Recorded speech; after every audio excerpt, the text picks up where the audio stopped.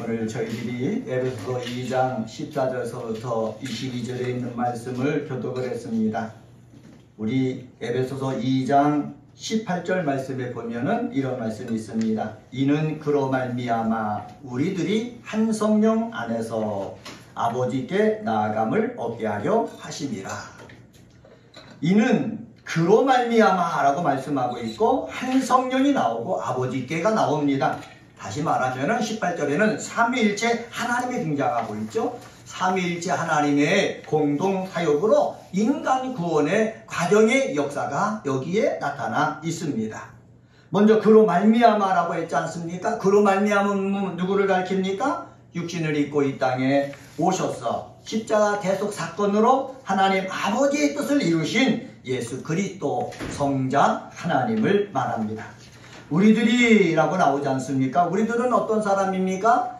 예수 그리스도를 믿음으로 성령 하나님의 내재하심 속에 하나님 아버지께 예배드리는 저와 여러분, 즉 믿음의 사람을 말합니다.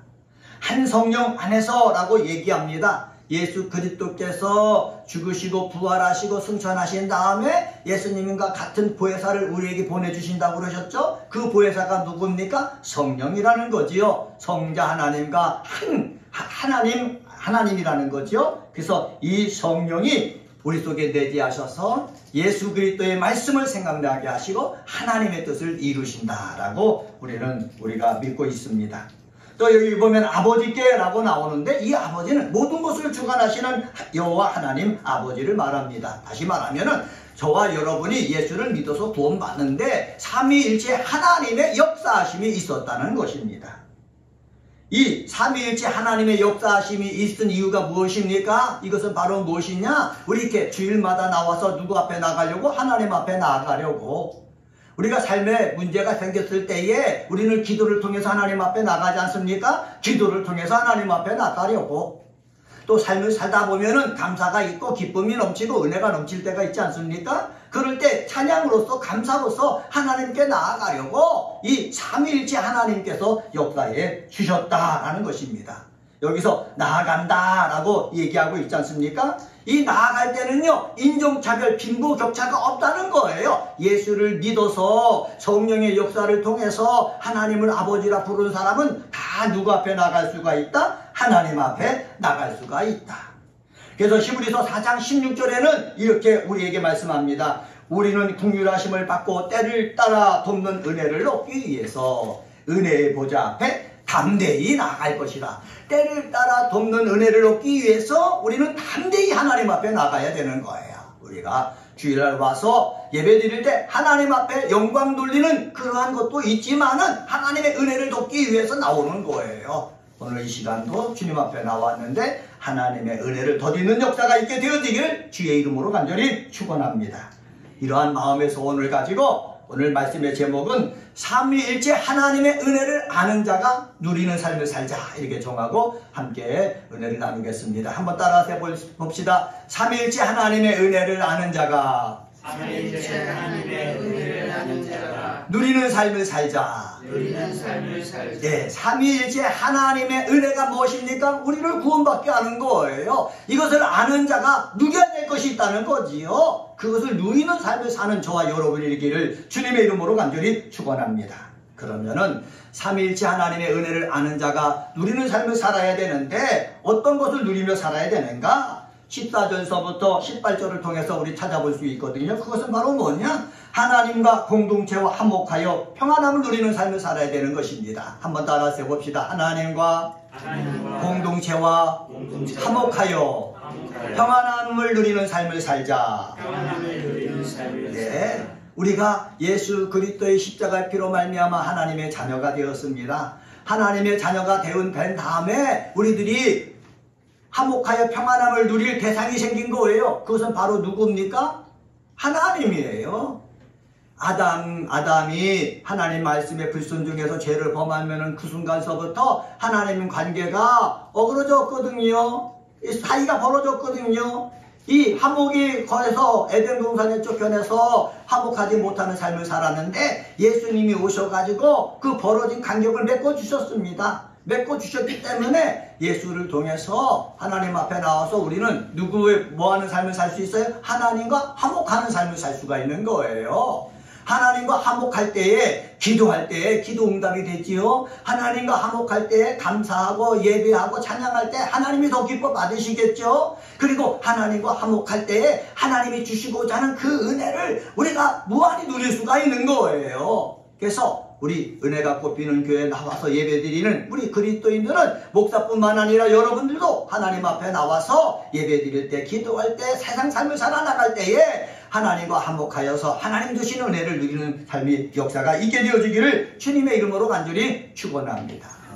그리고요, 하나님과 관계만 화목합니까? 아니에요. 우리 예수를 믿으면은요, 나의 주변에 같이 사는 사람이 있는 거예요. 우리 가족들도 우리 식구가 되지요. 우리 교회 공동체도 식구가 되지요. 그리고 학교 가거나 직장에 가면 직장의 공동체원들도 같은 공동체가 되어지죠. 이들과 삶을 살아나갈 때에 예수 믿는 자는 어떻게 해야 된다고요? 그곳에서 삶을 살 때 화목과 평안을 누리는 삶을 살아야 된다는 거예요.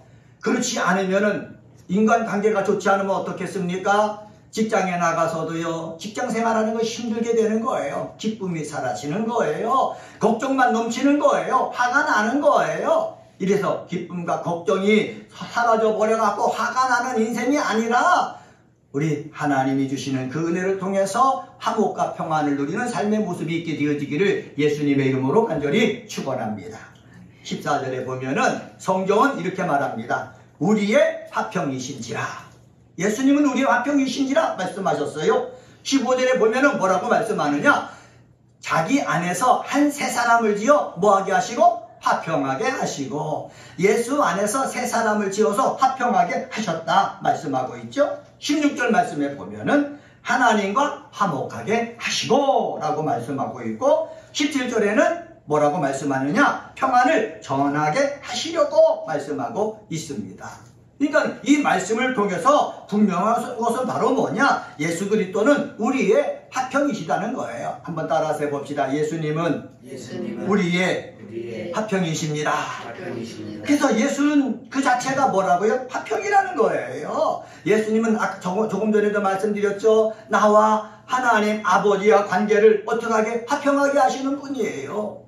그리고 예수님은요, 우리 사람들 사이의 관계를 어떻게 하게 하시는 분이다? 화평하게 하시는 분이에요. 그런데 반대로 마귀란 놈은 어떤 놈입니까? 하나님과 관계를 멀어지게 하는 거예요. 분쟁이 있게 하는 거예요. 사람과 사람 사이에도 다툼이 있어서 분리되게 만드는 것이 누구의 일이에요? 마귀의 일이에요. 우리는 마귀의 불의의 병기가 되어서 불화를 일으키는 사람이 아니라 예수 그리스도의 은혜를 덧입어서 화평케 하는 평안함을 누리는 사람 되어지기를 주의 이름으로 간절히 축원합니다. 13절에 보면은 이 성경은 이렇게 말합니다. 그리스도 예수 안에서 그리스도의 피가 우리를 가까워지게 했다 말씀했습니다. 한번 따라서 해봅시다. 예수의 피가 가까워지게 했습니다. 네, 예수님의 피가 누구와 가까워지게? 하나님과 가까워지게 했다는 거예요. 그리고 예수님의 피가 누구와 가까워지게 했다는 겁니까? 불화 가운데 원수지간에 있는 사람과 사람 사이를 가까워지게 했다는 거예요. 성경에 예수님께서 하신 일들이 저의 삶 속에도 일어나고 우리 사랑하는 예배드리는 우리 그리스도인들 삶 속에도 일어나게 되어지기를 주님의 이름으로 간절히 축원합니다. 하나님 말씀이 성경에 기록된 말씀으로만 남지 말고 이 기록된 말씀이 살아가지고 이 말씀을 읽을 때에 하나님과 나 사이가 화목되어야죠. 하나님을 생각할 때마다 평안이 와야죠. 그런데 거기에 죄책감이 오고 두려움이 오고 이렇게 돼서는 안 된다는 거지요. 사랑하는 성도 여러분, 하나님과 또 사람 사이에 이렇게 화목과 평화를 누리기 위해서 예수님께서 하신 것이 무엇입니까? 14절 하반절에 보면 이렇게 말씀하고 있습니다. 원수된 것 그 중간에 막힌 담을 자기 육체로 뭐했다? 헐었다. 자기 육체가 누구 육체입니까? 예수님의 육체. 이 육체를 하신 것이 무엇입니까? 죽으셨다는 거예요. 십자가에 달려 죽으심으로 말미암아 하나님 그 사이에 막힌 담을 헐어버리시고 사람과 사람 사이에 막힌 담을 예수님께서 뭐했다? 헐으셨다라는 거지요. 예수님께서 헐으셨으니까는 우리는 그냥 그것을 어떻게 하면 됩니까? 받아들이기만 하면 되는 거예요. 그대로 행하기만 하면 되는 거예요. 내가 허는 것이 아니고 예수님이 헐어놓으신 거예요. 하나님과 사이에 예수님이 헐어놓으셨으니까는 성경을 읽을 때마다 찬양할 때마다 기도할 때마다 하나님과 막힌 담을 예수님께서 헐어주셨으니 하나님의 뜻을 알기를 원합니다. 하나님의 섭리를 알기를 원합니다. 하나님과 막힌 것이 헐어졌으니까는 나에게 필요한 것이 있어요. 지혜가 있어요. 지혜를 주세요. 능력이 필요해요. 능력을 주세요. 사람을 관리하는 것이 필요해요. 사람을 잘 관리할 수 있는 그러한 지혜와 언어 주세요. 무언가 판단을 할 때 통찰력이 필요해요. 하나님 통찰력을 주시옵소서 기도하는 거예요. 기도해서 하나님으로부터 있는 놀라운 은혜를 다 받아 누리는 저와 여러분이 되어지기를 주님의 이름으로 간절히 축원합니다. 그리고 사람 사이에 담을 헐어버렸지 않습니까? 무엇을 통해서? 예수님의 십자가, 예수님의 몸을 십자가에 내어 줌으로. 그래서 예수님께서 사람과 사람 사이에 친구로 만들기 위해서 이런 귀한 희생을 하신 거예요. 예수님이 희생하신 것이 정말 보잘것없는 희생이 되지 않도록 정말 사람과 사람 사이에 예수의 피를 앞세워서 화목한 역사, 평안함을 누리는 우리 성도님들이 되어지기를 주님의 이름으로 간절히 축원합니다. 이렇게 또한 이 예수의 피로 말미암아 하나님과 또한 사람 사이에 평안함을 누리고 화목하게 하셨는데 이 화목해질 수밖에 없는 이유를 또 우리에게 말씀하고 있어요. 15절 하반절에 보면은 화목해질 수밖에 없는 이유가 무엇인지 찾아볼 수가 있어요. 하반절에 보면 이렇게 말씀합니다. 이 둘로 자기 안에서 한 세 사람을 지어 화평하게 하시고, 여기 보면은 화목해질 수밖에 없는 이유가 있는데 그것은 바로 뭐냐? 예수 안에서 한 세 사람을 어떻게 했다? 지었다라고 성경은 말씀하고 있습니다. 여기 세라는 말이 있지 않습니까? 여기 세 사람이라고 말이 있는데 세라는 새로운이라는 뜻이에요. 헬라어를 찾아보니까 카이논이라는 단어를 썼는데 제가 그것을 읽어보면은 이 단어는 시간적인 새로움뿐만 아니라 질적인 새로움도 뜻한다.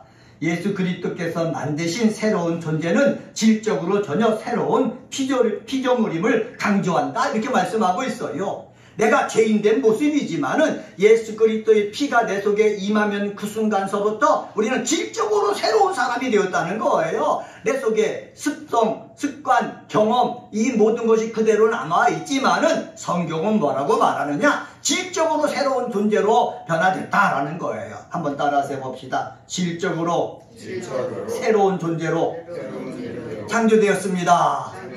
네, 그렇게 말하는 거예요. 여기 보면 지어라는 말이 한 세 사람을 지어라고 나오지 않습니까? 이 지어라는 것도 헬라어를 보면 크라세라는 단어입니다.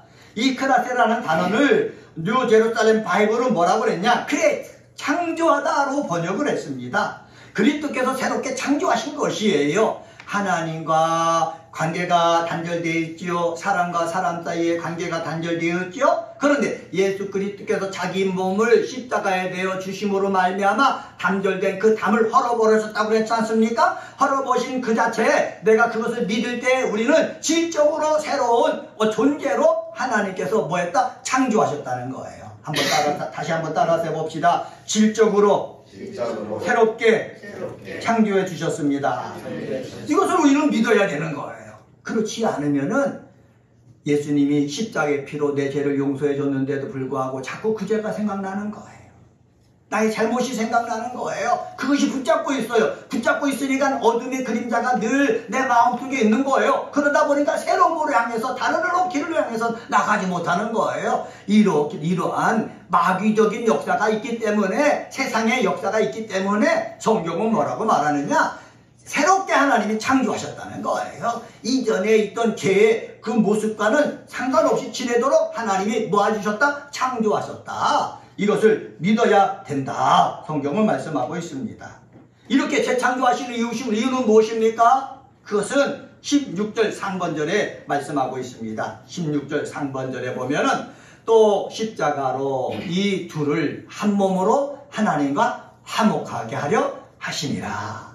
질적으로 새롭게 창조하신 이유는 하나님과 온전히 화목하기 위해서 그래요. 왜 그런 줄 아십니까? 하나님은 거룩하신 분이에요. 우리가 하나님 앞에 나가지 않습니까? 그런데 옛날에 죄를 지은 것이 생각나요. 그러면 하나님 앞에 나갈 때 두려움만 있는 거예요. 혹시 거룩하신 하나님 앞에 나가서 죄인된 내가 죽지 않을까? 이 두려움 속에 가기 때문에 하나님과 올바른 교제, 평안을 누릴 수가 없는 거예요. 하나님 앞에 나와서 벌벌벌 떨고 있으니까 어찌 평안을 누릴 수가 있습니까? 그렇기 때문에 성경을 뭐라고 말하느냐? 예수께서 십자가 죽으셨을 때 하나님의 관계가 이전의 죄 때문에 벌벌벌 떨고 죄책감 속에서 고통스러워하는 관계가 아니라 거기서부터 완전히 질적으로 새로운 피조물로 창조했기 때문에 하나님 앞에 어떻게 나갈 수 있다? 당당하게 나갈 수가 있다는 거예요. 한번 따라서 해봅시다. 예수 안에 있는 나는 하나님 앞에 당당하게 나갈 수가 있습니다. 네, 당당하게 나갈 수가 있는 거예요. 그래서 하나님 앞에 자꾸 내 몸을 내미는 거예요. 하나님 나를 만져주세요. 내 머리를 쓰다듬어 주세요. 예수님의 하나님의 은혜가 필요합니다. 그래서 하나님 앞에 자꾸 가까이 하는 그 모습을 통해서 하나님이 주시는 축복을 받아들이는 역사가 있게 되어지기를 예수님의 이름으로 간절히 축원합니다.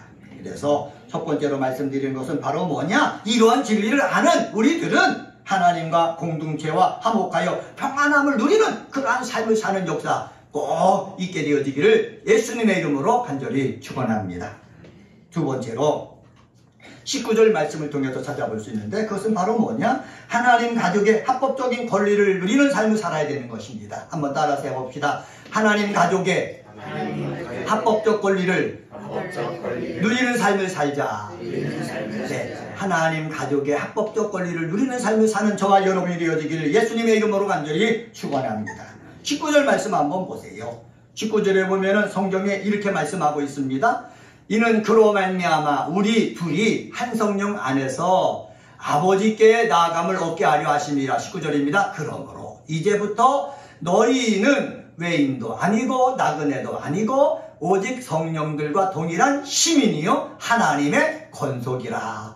너희는 이제부터 뭐라고 아니라고 그래? 뭐가 아니라고 그랬습니까? 외인도 아니라고 그랬어요. 나그네도 아니라고 그랬어요. 우리는 어떤 사람이라고 그랬습니까? 성도들과 동일한 시민이라고 그랬어요. 여기 성도들은 누구를 가리키냐?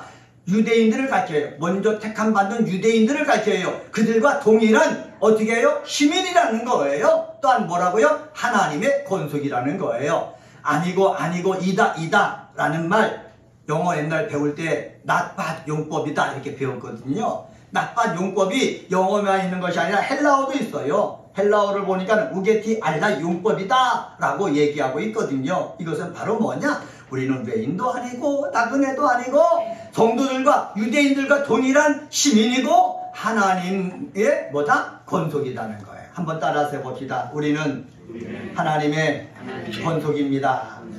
네, 권속이라고 말하고 있죠.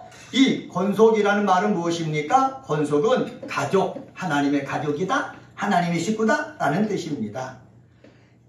우리는 하나님께서 아브라함을 택해가지고 그들을 하나님의 자녀로 계속해서 나라의 백성으로 삼아주셨는데 예수 그리스도를 통해서 우리는 하나님의 뭐가 되었다? 가족이 되었다는 거예요. 하나님의 식구가 되었다는 거예요. 한번 따라서 해봅시다. 예수를 통해서 하나님 나라의 가족이 되었습니다. 네, 이 확신이 있어야 되는 거예요. 한번 다시 따라서 해봅시다. 나는 하나님 나라의 식구다. 나는 하나님 나라의 식구라는 거예요. 이 확신이 저와 여러분도 있게 되어지길 주의 이름으로 간절히 축원합니다. 이 세상에 예수를 믿는 사람이 많이 있어요. 그들을 볼 때도 우리는 같이 나는 하나님 나라의 식구다. 당신도 하나님 나라의 식구고 나도 하나님 나라의 식구다. 나는 하나님 나라의 가족이다. 이러한 그런 확신이 있어야 되는 거예요. 확신이 있을 때에 우리는 뭐 할 수 있느냐? 같은 식구를 향해서 중보기도를 할 수가 있는 거예요.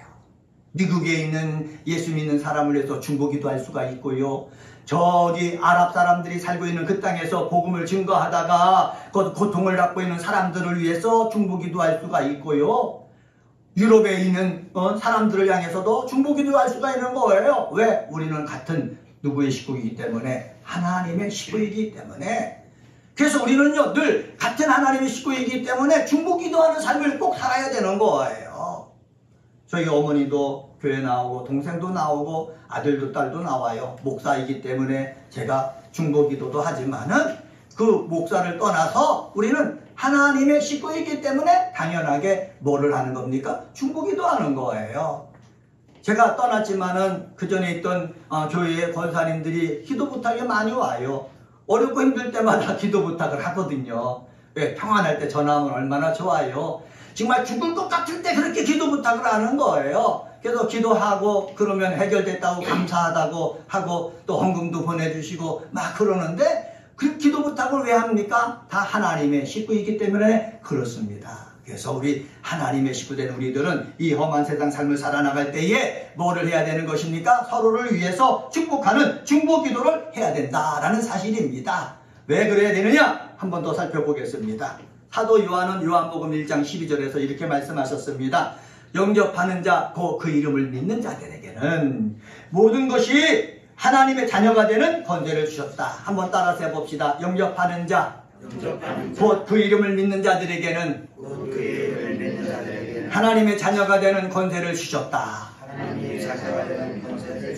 네, 예수를 믿는 사람은 하나님의 자녀 되는 권세를 주셨다고 그랬어요. 그런데 여기 보면은 권세라고 나오지 않습니까? 권세라는 말을 헬라어로 보면 엑소시안이라는 단어인데 이 엑소시안이라는 단어 뜻에는 이렇습니다. 권리, 능력, 권세, 권위 이런 뜻이 있는 거예요. 근데 저도 옛날에 성경을 읽고 신학을 공부하면서 배울 때에 이 하나님의 자녀된 권세를 권세, 권능 이렇게만 해석을 했거든요. 근데 요즘 다시 주석서를 살펴보니까는 이 엑소시안에는 권세와 권능 이러한 뜻뿐만 아니라 권리라는 뜻도 있다는 거예요. 그래서 요즘 신학자들은 권세라고 해석하는 것보다 권리라고 해석하는 것이 더 부합하다 이렇게 신학자들이 얘기를 하고 있어요. 다시 말하면은 내가 예수를 믿음으로 말미암아 우리는 하나님의 자녀되는 뭐를 가지고 있다? 권리를 가지고 있다는 거예요. 한번 따라서 해봅시다. 나는 하나님의 자녀된 권리를 가지고 있습니다. 네, 하나님의 자녀된 뭐를 가지고 있다고요? 권리를 가지고 있는 거예요. 여러분, 권리를 갖고 있으면은 하나님의 자녀된 권리를 갖고 있으면은 아버지 하나님 앞에 나가서 기도할 수 있잖아요. 아버지 집에 나와서 기도할 수 있잖아요. 예배할 수 있잖아요. 감사할 수 있잖아요. 이런 권리를 가지고 행할 수 있는 그러한 믿음의 사람이 되어지기를 주님의 이름으로 간절히 축원합니다. 권리를 사용할 수 있어야 돼요. 어떻게? 합법적으로. 한번 따라서 봅시다. 합법적인 권리를 사용합시다. 네, 합법적인 권리를 사용해야 되는 거예요. 예수 그리스도로 말미암아 은혜를 입고 예수 그리스도로 말미암아 새로운 사람이 돼서 하나님과 화목하고 평안함을 누리는 사람은 이렇게 하나님의 자녀들 합법적인 권리를 사용할 수 있게 되어지기를 주의 이름으로 간절히 축원합니다. 여러분들 우리가 하나님의 자녀잖아요. 그럼 하나님 나 예뻐해 주세요. 나 배고파요. 나 이것이 부족해요. 합법적인 권리예요. 합법적인 권리. 여러분 합법적인 권리를 너무 내가 괜히 이런 거 하나님 아버지 앞에 내가 얘기하는 거 아닌가 이렇게 생각해서는 절대 안 되는 거예요. 우리 어머님도 계시지만은 제가 아들로서 얘기하는 거 문제들 있는 거 기도 제목 얘기하는 거 합법적이지 않아요. 괜히 뭐 하는 게 아니지 않습니까? 합법적인 권리를 사용할 줄 아는 은혜가 꺾이는 교회 그리스도인 되어지기를 주님의 이름으로 간절히 축원합니다. 하나님 앞에 기도하는 거 합법적인 권리를 사용하세요. 하나님 앞에 나와서 예배 드릴 때도 합법적인 권리를 사용하세요. 여러분 삶 속에서 하나님 아버지 도움이 필요하실 때 있지 않습니까? 그때 합법적인 권리를 사용해가지고 정말로 하나님이 나에게 필요한 것 정말 때마다 일마다 도와주시는 것을 체험하는 역사가 있게 되어지기를 주님의 이름으로 간절히 축원합니다. 세 번째로요. 20절서부터 22절을 통해서 찾아볼 수 있는데 그것은 바로 뭐냐? 예수 그리스도와 함께 성장해가는 삶을 살아야 되는 거예요. 한번 따라서 해봅시다. 예수 그리스도와 함께 성장해가는 삶을 살자. 네, 21절, 22절을 보면은 바울은 교회를 건물에 비유해서 설명하고 있어요. 그런데 여기서 20절 상반절 말씀 보시기 바랍니다. 20절 상반절에 보면은 너희는 사도들과 선지자들의 터 위에 세우심을 입은 자라 말씀하고 있어요. 한번 따라서 봅시다. 사도들과 선지자들의 터 위에 세우심을 입은 자다. 네. 저도 그렇고 여러분들 그렇고 사도들과 선지자들의 터 위에 세우심을 입은 자라는 거예요. 이렇게 할 때는 우리가 잘 모르잖아요. 그러면 신학자들이 어떻게 해석하는지 그들의 도움을 받는 것이 중요하거든요. 이 표현을 주석서에 보면 두 가지로 해석하고 있습니다. 먼저 성전 건물의 터를 그리스도 예수다. 사도 바울 자신이 그 터 위에 놓았다. 그리고 이 터 위에 누가 있다? 우리들이 있다라는 거예요. 예수님이 터이고 사도들이 그 터 위에 우리를 놓았고 이 터 위에 세워져 가는 것이 누구라고요? 우리라는 거지요. 우리는 예수라는 터 위에 세워져 가는 존재다라고 이야기하고 있습니다. 또 이 터를 갖다가 뭐로 해석하느냐? 시작으로 보는 거예요. 한번 따라서 해봅시다. 시작. 이 터를 건물의 기초라는 의미로만 보지 않고 시작이라는 의미로 보는데, 다시 말하면은 사도들이 예수라는 터 위에 집을 쌓기 시작했다라는 거예요. 예수라는 터 위에 뭐를 쌓기 시작했다? 집을 쌓기 시작했다.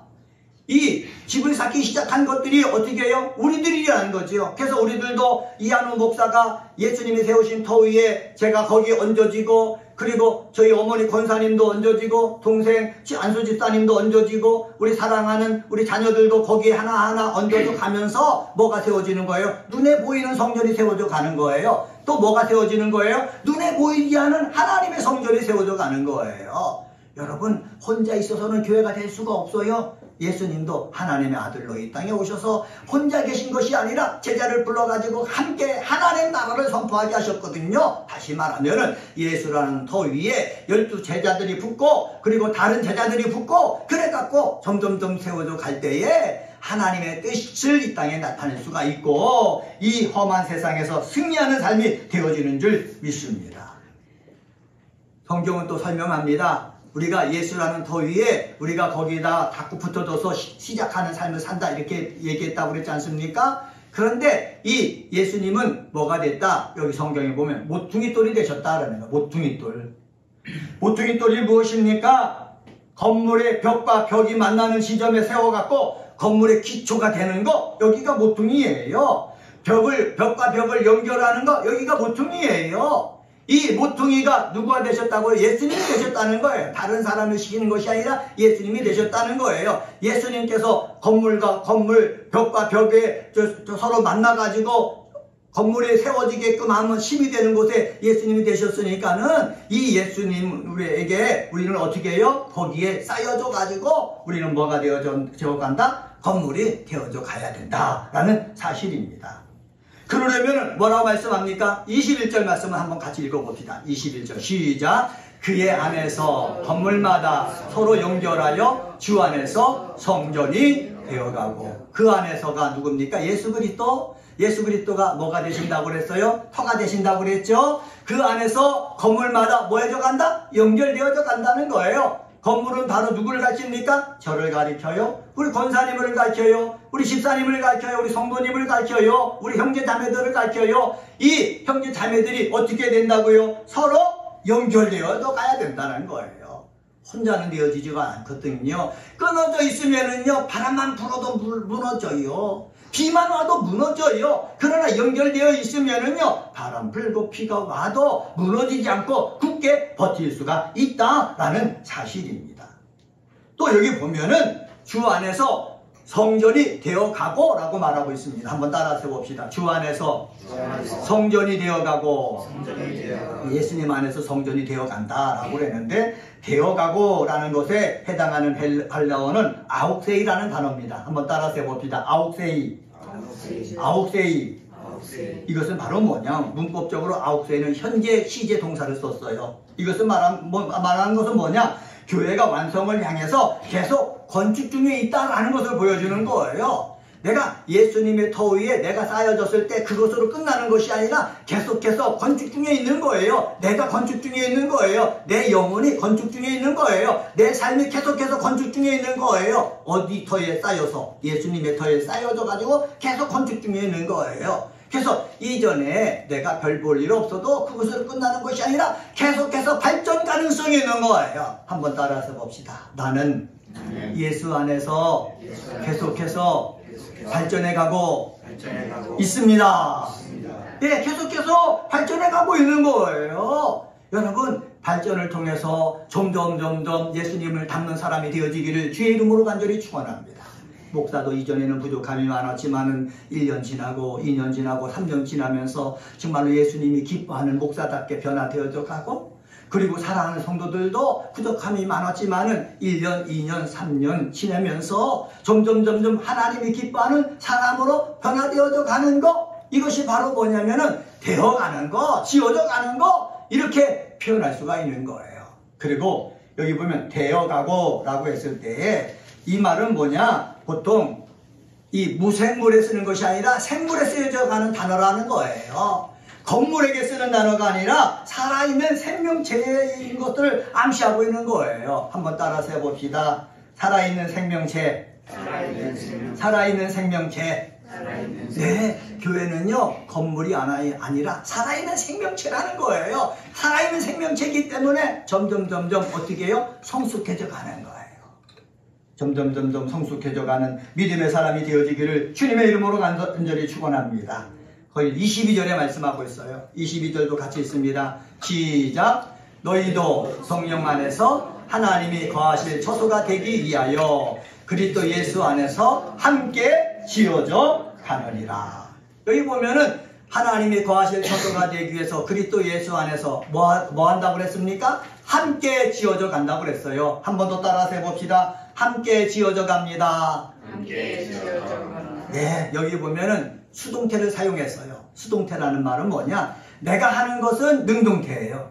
그런데 예수님이 와서 함께하게 하는 게 수동태예요. 그러니까 나의 힘으로만 되어지는 것이 아니고 내가 힘쓰고 하나님이 힘쓸 때, 예수님이 힘쓸 때 우리는 어떻게 해요? 성전다운 성전으로 지어져 간다는 거예요. 되어져 간다는 거예요.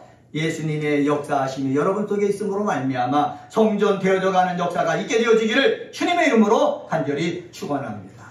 말씀을 정리하겠습니다. 오늘은 에베소서 2장 14절서부터 22절에 있는 말씀 가지고 삼위일체 하나님의 은혜를 아는 자가 누리는 삶을 살자라는 제목으로 말씀을 전했습니다.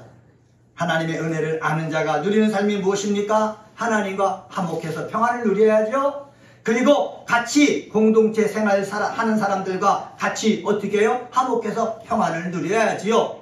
그래서 영적으로나 육적으로나 화목해서 평안을 누리는 삶을 사는 우리 성도님들 되시기를 주의 이름으로 간절히 축원합니다.